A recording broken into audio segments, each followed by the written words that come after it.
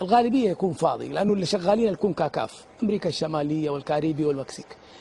فانا كنت اتمنى بصراحه، وشفت ان الاسيويين عكسوا الموضوع، الاحد لعبه اليابان وبعدين مع كولومبيا، والاورجواي العكس، لانهم هم حتى منتخبات كولومبيا والاورجواي استغلوا وجودهم في شرق اسيا وكذا. فانا بكل صراحه كنت اتمنى ان اقابل كولومبيا، اقابل الاورجواي، هذا جانب بصراحه. الجانب المهم اللي هو اتمنى على اساس انه انا ارفع الرانكينج حقي، لانه انا لما العب مع منتخبات الرانكينج حقها عالي بصراحه يرتفع، وبعدين انا محروم من كاس العالم كمنتخب اسيوي.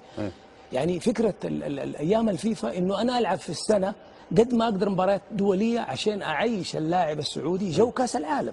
ممتاز. لانه انت المنتخبات الاوروبيه، يعني منتخب المغرب والبرازيل، احنا شفنا المباراه، ليش مرتفع مستوى منتخب المغرب؟ لانه بيلعب في انديه اوروبيه ومستواه عالي، لياقته عاليه، تحضيره الذهني زي ما قال عالي، كل شيء عالي. يعني انا من يوم عرفت البرازيل ما شفت لعيبه يتفوقوا عليهم في الملعب الا المغاربه بصراحه. هذا شغل سنوات، مو شغل يوم ولا يومين. يعني ما حبالغ انه افضل من البرازيل، بس ان ما تفوقوا عليهم حاكوهم او وصلوا لمستواهم. فسؤالي انا هو انه احنا كمنتخب الدوري عندنا في 8 أجانب، لابد يكون طموحنا يعني كبير. يعني اليابان وكوريا على مستوى كاس العالم بيكونوا احسن مننا، تصفيات كاس في نهائيات كاس اسيا، في النهائيات دائما بيكونوا في السنوات الاخيره احسن مننا. احنا كاس العالم قفلنا، الان احنا للمدرب في كاس اسيا احنا فين حنروح بصراحه، وخاصه بعد ما تاهلنا لكاس العالم. وبعدين احنا فين حنروح؟ تشوفها سهله يعني؟ لا ما هي صعبه. طيب كيف مي صعبه انت؟ انا اقول لك مي صعبه. كيف؟ انت الان بصراحه على مستوى اسيا الدوله بتدفع للدوري، رفعت مستوى الدوري ماشي، علشان ارفع مستوى ايش؟ اللاعب السعودي. ممتاز. اوكي، طيب انا رحت لكاس العالم، اذا انا موجود في اسيا، لكن كاس اسيا اما اخذ الكاس اوصل النهائي. ليه؟ لانه انت عندك فيه شغل جبار، مدرب مده اطول، كل الامكانيات انت مقدمها للمدرب. ماشي صح؟ لعيبه محترفين، انت حضرت للمسابقه وجايب حكام عشان ترفع من مستوى المسابقه، فبالتالي ايش المردود؟ كاس العالم خرجت من الدور الاول، لا انا كان طموحي اكبر مع احترامي. كاس اسيا عشان كذا انا اقول لك انا اوصل النهائي او اني اخذ كاس العالم، هذه قارات. طيب اروح للاستاذ هيثم انت الحين تروح وتجي تقول لي انت تقلل. نعم الان قبل شوي الاستاذ عوض رقعان تكلم كلام رائع وجميل، وكيف محاكاة المنتخب المغربي للمنتخب البرازيلي وكيف تفوق عليه في المباراة ويستحقون طبعا بكل تأكيد المغاربة. طيب احنا الآن ورانا ما حكينا منتخب الأرجنتين، ما فزنا عليه اللي هو بطل العالم. احنا نتكلم يا هذا ولا ودي خلاص معليش، بس أنا الآن ليش أبخس هذا الحدث التاريخي؟ بالعكس أنا قلت لك أنا ايش قلت الدكتور؟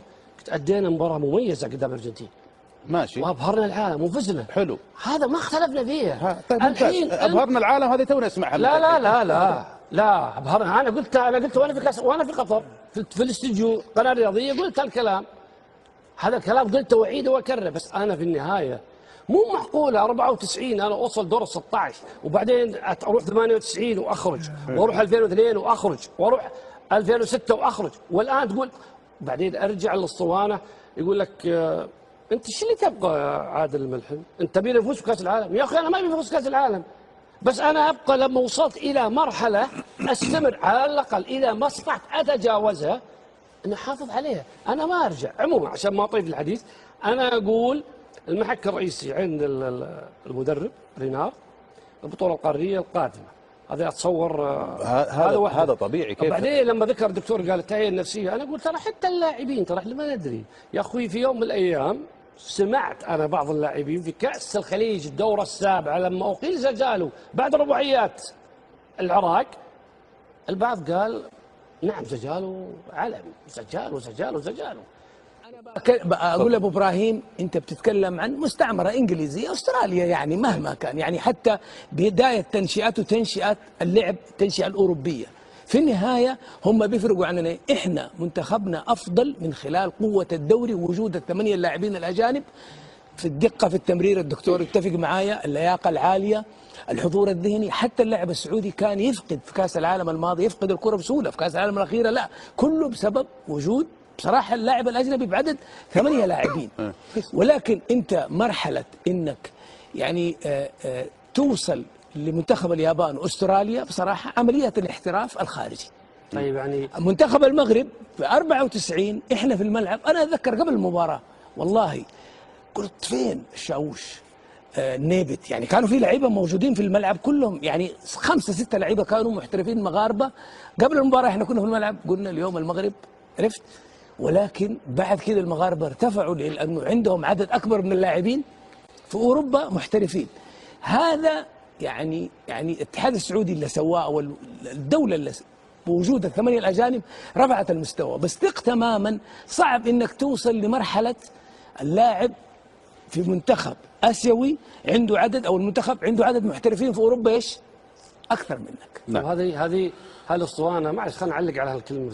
علق في اقل من 20 ثانيه. يلا. من زمان ترى نسمع هالكلام، ترى يا جماعه الخير هذا متعب للنفس وبتستمر معنا. إذا الله أعطانا عمر الموسم القادم واللي بعده واللي بعده، كل ما نتكلم أنا شخصيا في واحد زميل لي الله يستر عليه، لا تقارنا بهالمنتخب ولا تقارنا بهالمنتخب، يا أخي قال يا أخي عد كم لاعب. طيب وبعدين؟ طيب انا الى متى يعني ارد عليك؟ ليه تصير زيهم؟ هذا الواقع. ليه تصير زيهم؟ ايوه ارد عليه بس دقيقه واحده. متى سؤال؟ لما يحترفون لاعبينك برا. ابو نواف الله يخليك، ابو نواف بس ثانيه واحده. خليك عطني تارجت يا ابو نواف يا عمي من 2014 2015 انا اعطيك تارجت. لا تتدخل والله بس ثانيه. واحنا جالسين وكل ما رحنا وسووا وقلنا يا جماعه لا تقارنونا فيهم، لا تقارنونا فيهم. بس احنا قاعدين نقول اذا نعترف اذا نحنا انهم هم افضل منا بس. اوكي هم افضل منك لانهم هم يلعبون في دوريات اوروبيه. علق بسرعه بروح الهيثم ضروري. شوف انت لاحظ كاس العالم، قبل كاس العالم لاحظ المنتخبات الاوروبيه والمنتخبات اللي لعبتها يلعبوا في اوروبا ما يلعبون مباريات وديه كثيره لانهم عايشين نفس المناخ المنافسه. مين اللي قال لك ما يلعبون مباريات وديه كثيره؟ انا متابع يا اخي، انا برضه نحن متابعين كل ايام الفيفا الان. لا كل منتخبات العالم يعني قبل كاس العالم اللي اقصده انه ناس عايشين مناخ كاس العالم. احنا بنبحث 4 5 مباريات عشان نروح ناخذ جو كاس العالم. هذا اللي انا اقصده، انه دائما المنتخبات ما بتلعب مباريات كثيره لانهم مناخ كاس العالم في الشامبيونز ليج بصراحه في تصفيات القاره عايشين المناخ. هذا اللي انا اقصده. ماشي.